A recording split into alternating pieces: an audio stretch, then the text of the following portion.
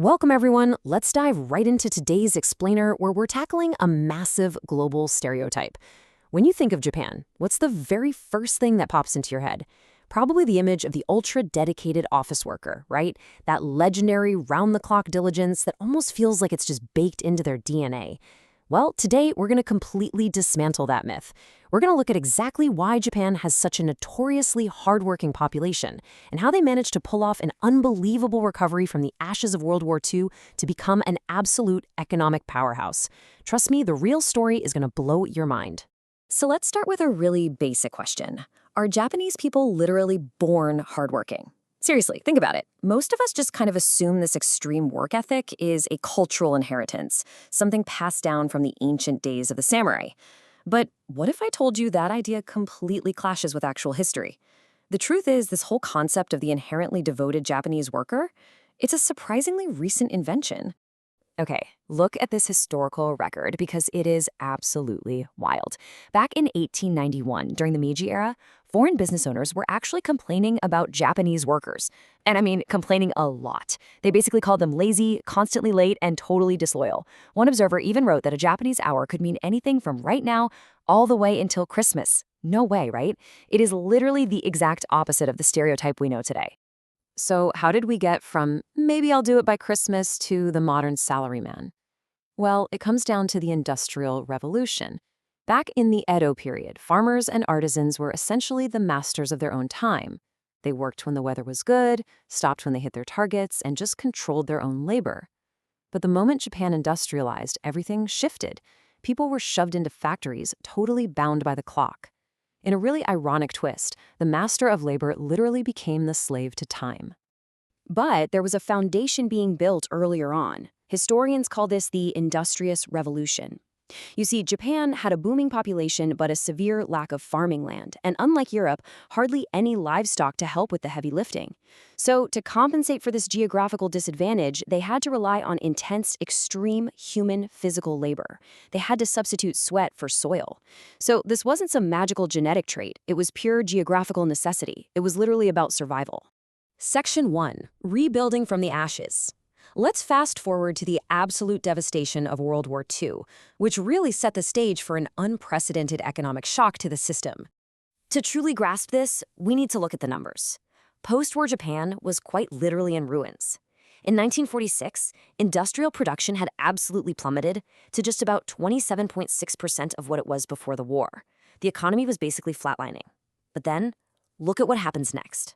By 1951, just 5 years later, they were completely back up to 100%. And by 1960, a staggering 350%. This meteoric, skyrocketing recovery right here, this is what the world calls the economic miracle. So what exactly fueled this massive turnaround? Let's walk through the timeline. In 1945, Japan surrenders. The very next year, the US-led GHQ steps in and forces massive structural reforms, basically dismantling the giant corporate monopolies known as zaibatsu. Then, out of nowhere, a massive geopolitical pivot happens in 1950, the outbreak of the Korean War. And that was the spark that ignited the 1960s economic miracle. Let's break down those three main engines of growth. Step 1.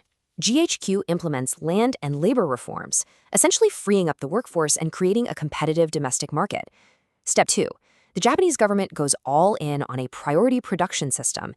They literally funneled every scrap of remaining resources into coal and steel to build an industrial backbone. And Step 3. The real catalyst. The US military needed a massive supply base for the Korean War. They placed huge procurement orders directly with Japan.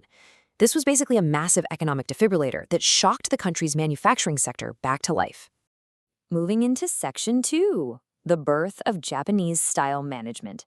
This is where we look at the actual blueprint behind this miracle corporate culture. Okay, here is the huge takeaway for today. The famous Japanese-style human resource management, it's not some ancient tradition passed down from feudal lords. It is a highly calculated mid-20th century economic invention. During this post-war boom, companies were facing a massive shortage of skilled workers. People were job-hopping constantly. So that legendary corporate loyalty we always hear about, it was actually a desperate, modern strategy manufactured by corporations just to stop their best people from leaving. To keep these workers, companies literally made them an offer they couldn't refuse. First, they guaranteed lifetime employment. You stay with us, we'll take care of you until you retire.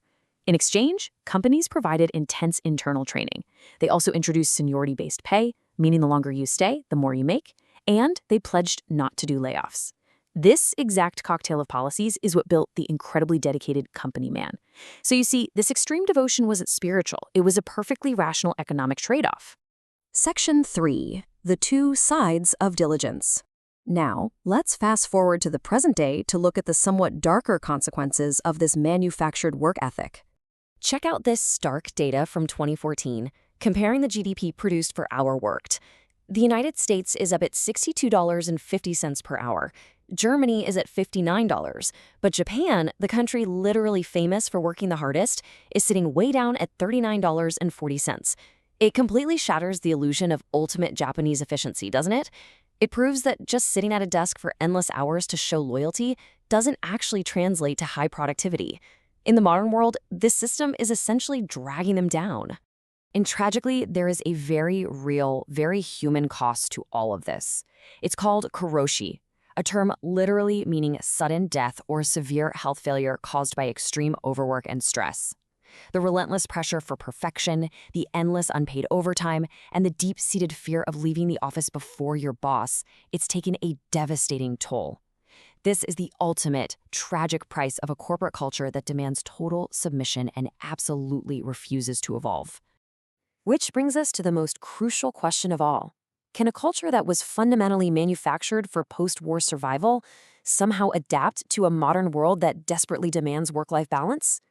We've seen today that this diligence wasn't genetic. It was built out of sheer necessity. But the question now is, can Japan unlearn the very same work ethic that saved it 70 years ago?